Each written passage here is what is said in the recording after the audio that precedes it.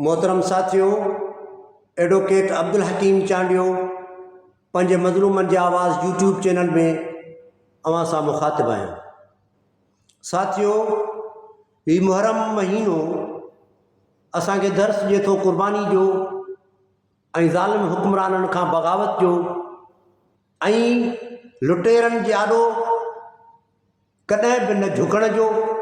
जेकी माण्हू तव्हां ई असांजे हक़नि ते धाड़ा था हणनि, तव्हां ई असां माण्हुनि खे मजबूर करे पंहिंजी हक़ हाकमियत क़ाइमु रखणु चाहिनि था, ही इनक़लाब वारो महीनो इहो दर्स थो ॾिए त भली तव्हांजो केॾो बि नुक़सानु थिए पर बेअत न कजो।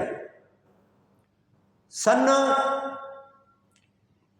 61 हिजरी में 2 मुहर्रम ते मुताबिक़ 2 अक्टूबर 680 ईस्वी में जीअं मौला हुसैन अलैहिस्सलाम करबला में पहुता हुआ त उन वक़्तु यज़ीद जे तरफ़ ॾांहुं पैगाम आयो त असांजी बेअत करियो, न त तव्हांजो पाणी बंदि कयो वेंदो, तव्हांजी मानी बंदि कई वेंदी, तव्हांखे सुकून सां न रहणु ॾिनो वेंदो ऐं तव्हांखे क़त्ल बि कयो वेंदो। इहो ख़त इमाम हुसैन आली मक़ाम पढ़ी करे फिटो कयो ऐं चयईं त मां पंहिंजे नाने जे दीन खे बचाइण जे लाइ हिते पहुतो आहियां। तव्हांजे दड़कनि दामाननि ऐं इन्हनि जेके तव्हां तौर तरीक़ा अख़्तियार कयो था, इन्हनि सां मां क़तअन इत्फ़ाक़ नथो कयां।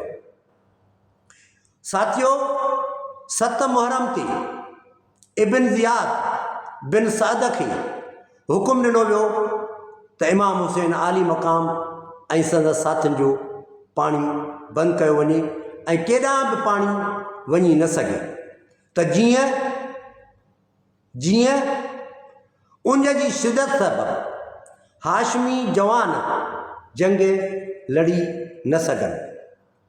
उमर बिन साद 6000 फ़ौज जो लश्कर वठी पहुतो ऐं इब्न ज़ियाद इहो चई मोकिलियुसि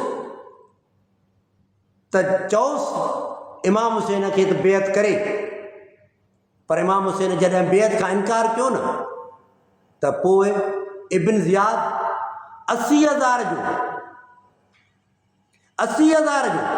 लश्कर वठी करे फ़ौज जो इमाम हुसैन आली मक़ाम सां जंग करण लाइ पहुतो। पाणी जी रसद बंदि थी वई। पाणी जी रसद बंदि थी वञण जे करे पाक अमड़ियुनि जी थञ जेका आहे उहा सुकी वई ऐं बचड़ा नंढड़ा नंढड़ा बचड़ा जेके हुआ उन्हनि जूं ज़ुबानूं ख़ुश्क थी वियूं, जिन खे पाणी जी रसद बंदि थी वई।